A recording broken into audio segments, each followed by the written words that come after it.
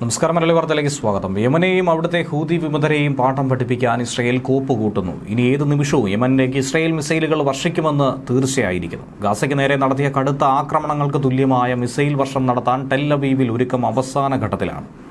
ഞങ്ങളെ ആക്രമിക്കുന്നവരെ 7 മടങ്ങ് തിരിച്ചാക്രമിക്കുമെന്നാണ് ഇസ്രയേൽ വെല്ലുവിളിച്ചത്. ആക്രമണം സംബന്ധിച്ച് ചർച്ച ചെയ്യാൻ വേണ്ടി ഇസ്രയേലി പ്രധാനമന്ത്രി ബെഞ്ചമിൻ നെതന്യാഹുവിന്റെ അധ്യക്ഷതയിൽ സുരക്ഷാതല മന്ത്രിസഭാ സമിതിയുടെ യോഗം ചേർന്നു. യമൻ തൊടുത്തുവിട്ട ബാലിസ്റ്റിക് മിസൈൽ അപകടത്തിൽ 8 പേർക്ക് പരിക്ക് സംഭവിച്ചു എന്നത് ഇസ്രയേലിനെ സംബന്ധിച്ച് വലിയ തിരിച്ചടിയായിട്ടുണ്ട്.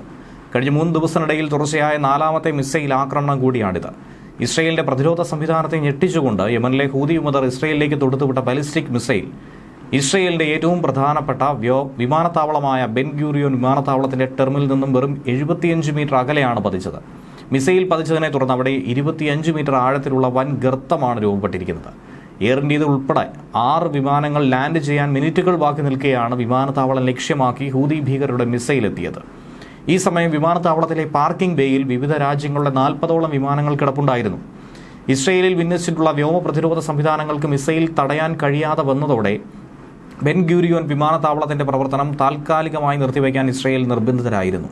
യമനിലെ ഹൂതി വിമതർക്കെതിരെ അമേരിക്ക നടത്തുന്ന കടുത്ത സൈനിക നടപടികൾക്കിടയിൽ തന്നെയാണ് ഇസ്രയേലിനെ തന്നെ ഞെട്ടിച്ചുകൊണ്ട് ഇസ്രയേലിന് നേരെ മിസൈൽ ആക്രമണം ഹൂതികൾ നടത്തിയത്. ഇസ്രയേലിലെ ഏറ്റവും സുരക്ഷാ പ്രാധാന്യമുള്ള മേഖലയിലാണ് മിസൈൽ പതിച്ചതെന്നും ഇസ്രയേലിന് വലിയ ഞെട്ടലുണ്ടാക്കിയിരിക്കുന്നുവെന്നും വാർത്തകൾ പുറത്തുവന്നു. ആയിരക്കണക്കിന് യാത്രക്കാർ ഈ സമയം എയർപോർട്ട് ടെർമിനലുകളിൽ ഉണ്ടായിരുന്നു. സുരക്ഷാ ജീവനക്കാർ ഉടൻ തന്നെ യാത്രക്കാരോട് സുരക്ഷിത ഇടത്തേക്ക് മാറാൻ മുന്നറിയിപ്പ് കൊടുക്കുകയും ചെയ്തു. ഇസ്രയേൽ വ്യോമസേനയുടെ വ്യോമ പ്രതിരോധ സംവിധാനമായ ആരോയും അമേരിക്കയുടെ വ്യോമ പ്രതിരോധ സംവിധാനമായ താഡ് മിസൈൽ പ്രതിരോധ സംവിധാനവും ഹൂതികളുടെ മിസൈൽ തടയുന്നതിൽ നിന്നും പരാജയപ്പെട്ടു എന്നതാണ് ഏറെ ശ്രദ്ധേയമായത്. യമനിൽ നിന്നും തൊടുത്തുവിട്ട ബാലിസ്റ്റിക് മിസൈൽ വീഴ്ത്താൻ ഇസ്രയേൽ നിരവധി ശ്രമങ്ങൾ നടത്തിയെന്നും ഒടുവിൽ ബെൻ ഗൂറിയോൻ വിമാനത്താവള പരിധിയിൽ അത് പതിക്കുകയായി എന്നാണ് ഇസ്രയേൽ പ്രതിരോധ വിഭാഗം പറയുന്നത്. സംഭവത്തിന് ശേഷം അമേരിക്ക യമന് നേരെ ആക്രമണം ആരംഭിച്ചു. യമനിലെ ഹൂതി കേന്ദ്രങ്ങൾ തകർത്ത് അമേരിക്കയുടെ അതിരൂക്ഷ വ്യോമാക്രമണത്തിൽ 74 പേർ കൊല്ലപ്പെട്ടു. വ്യോമ പ്രതിരോധ സംവിധാനങ്ങൾ പരാജയപ്പെട്ടതിൽ ഇസ്രയേൽ അന്വേഷണം നടത്താൻ പ്രധാനമന്ത്രി ബെഞ്ചമിൻ നെതന്യാഹു ആവശ്യപ്പെടുകയും ചെയ്തു. മിസൈൽ എത്തിയപ്പോൾ ഇസ്രയേലിന്റെ വിവിധ ഭാഗങ്ങളിൽ സൈറൺ മുഴങ്ങിയിരുന്നു. മിസൈൽ തടഞ്ഞിടാനുള്ള ശ്രമം പരാജയപ്പെട്ടതായി സൈന്യം സ്ഥിരീകരിക്കുകയും ചെയ്തു. ഗാസയിലെ ജനങ്ങൾക്കെതിരെ വംശഹത്യ നടത്തുന്ന ഇസ്രയേൽ നടപടിക്കെതിരായ പ്രതിഷേധമാണിതെന്നും ആക്രമണത്തിന്റെ ഉത്തരവാദിത്തം ഏറ്റെടുത്തുകൊണ്ട് ഹൂതി വിമതർ പ്രഖ്യാപിച്ചത് ഇസ്രയേലിന്റെ അമർഷം വർദ്ധിപ്പിക്കാൻ ഇടയാക്കിയിട്ടുമുണ്ട്. ബെൻ ഗൂറിയോൻ വിമാനത്താവളത്തെ ലക്ഷ്യമിട്ടുകൊണ്ട് ഹൈപ്പർസോണിക് ബാലിസ്റ്റിക് മിസൈൽ ആക്രമണം നടത്തിയെന്ന് ഹൂതി വക്താവ് യഹ്യ സാരി ടെലഗ്രാമിലെ പ്രസ്താവനയിലൂടെ പറഞ്ഞു. അടിച്ചമർത്തപ്പെട്ട പലസ്തീൻ ജനതയെ പിന്തുണയ്ക്കാനും ഗാസയിൽ ഇസ്രായേലിന്റെ വംശഹത്യാ കുറ്റകൃത്യത്തെ ചെറുക്കുന്നതിനുമായിട്ടാണ് ഈ ആക്രമണം നടത്തിയതെന്നും പ്രസ്താവനയിൽ പറയുന്നു. മിസൈൽ വിജയകരമായി ലക്ഷ്യസ്ഥാനത്ത് പതിച്ചെന്ന് അവകാശപ്പെട്ട യഹ്യ സാരി സുരക്ഷിതമല്ലാത്ത ഇസ്രയേൽ വിമാനത്താവളത്തെ ഒഴിവാക്കണമെന്നും ആഗോള എയർലൈനുകളോട് ആവശ്യപ്പെട്ടു. ഹൈപ്പർസോണിക് ബാലിസ്റ്റിക് മിസൈൽ ഉപയോഗിച്ചാണ് ഈ ആക്രമണം നടത്തിയതെന്നും ഹൂതി വിമതർ അവകാശപ്പെടുന്നുണ്ട്. ബെൻ ഗൂറിയോൻ വിമാനത്താവളത്തെ ലക്ഷ്യമിട്ട് ഹൈപ്പർസോണിക് ബാലിസ്റ്റിക് മിസൈൽ ആക്രമണം നടത്തിയെന്ന് ഹൂതി വക്താവ് യഹ്യ സാരി പരസ്യമായി പ്രഖ്യാപിച്ചു കഴിഞ്ഞു. അത് ഇസ്രയേലിനെ അങ്ങേയറ്റം ചൊടിപ്പിച്ചു. മിസൈൽ വരുന്നതറിഞ്ഞ് പ്രാദേശിക സമയം രാവിലെ 9:18 നിരവധി പ്രദേശങ്ങളിൽ സൈറണുകൾ മുഴങ്ങിയത്. ഹമാസ് നടത്തിയ മിന്നലാക്രമണത്തിന് പുറകെ ഇസ്രയേൽ പലസ്തീനുകൾക്ക് നേരെ നടത്തിവന്ന ആക്രമണം 18 മാസം പിന്നിട്ട് കഴിഞ്ഞു.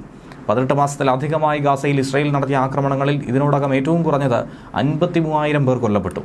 മാർച്ച് 2 മുതൽ ഇസ്രയേൽ നടത്തിയ സമ്പൂർണ്ണ ഉപരോധം കാരണം പട്ടിണി കിടന്ന് 57 പേർ മരിച്ചു എന്നുള്ളതാണ് പലസ്തീന്റെ ആരോപണം. മിസൈൽ ആക്രമണത്തിന് പുറകെ ആക്രമണത്തെ തുടർന്ന് മധ്യ ഇസ്രയേലിലെ വിമാനത്താവളത്തിൽ നിന്നുള്ള വിമാന സർവീസുകൾ താൽക്കാലികമായി നിർത്തി. ചില വിമാനങ്ങൾ വഴിതിരിച്ചുവിട്ടു. വിമാനത്താവളത്തിലേക്കുള്ള എല്ലാ പ്രവേശന കവാടങ്ങളും താൽക്കാലികമായി കെട്ടിയടച്ചു. ഇവിടേക്കുള്ള ട്രെയിൻ യാത്രകളും നിർത്തിവെച്ചു. ഇറാൻ ഹൂതികൾക്ക് നൽകിയ മിസൈലാണ് ഇസ്രയേലിൽ വന്ന് വീണിരിക്കുന്നത്. അതുകൊണ്ട് ഹൂതികളെ പിന്തുണയ്ക്കുകയും സഹായം നൽകുകയും ചെയ്യുന്ന ഇറാന് നേരെയും ഇസ്രയേലിന്റെ ആക്രമണം ഒരുപക്ഷെ ഉണ്ടായേക്കാം.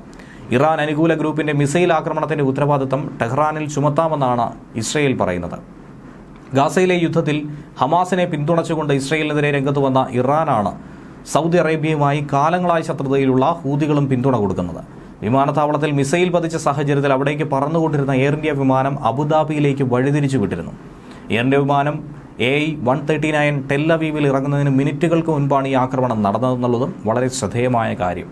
അബുദാബിയിലേക്ക് വിമാനം വഴിതിരിച്ചുവിടാൻ തീരുമാനിച്ച സമയം എയർ ഇന്ത്യ വിമാനം ജോർദാനിയൻ വ്യോമ അതിർത്തിയിലായിരുന്നു. നിലവിലെ സാഹചര്യത്തിൽ ടെൽ അവീവിൽ നിന്നും ദില്ലിയിലേക്കുള്ള എയർ ഇന്ത്യയുടെ ഞായറാഴ്ചത്തെ വിമാനം റദ്ദ് ചെയ്യുകയും ചെയ്തു.